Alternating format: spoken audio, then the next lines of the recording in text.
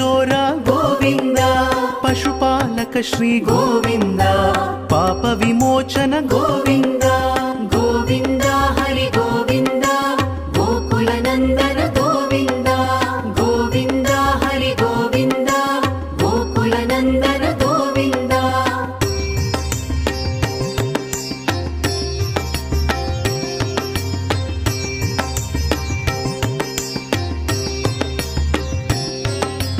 దుష్ట సంహార గోవింద దురిత నివారణ గోవింద శిష్ట పరిపాలక గోవింద కష్ట నివారణ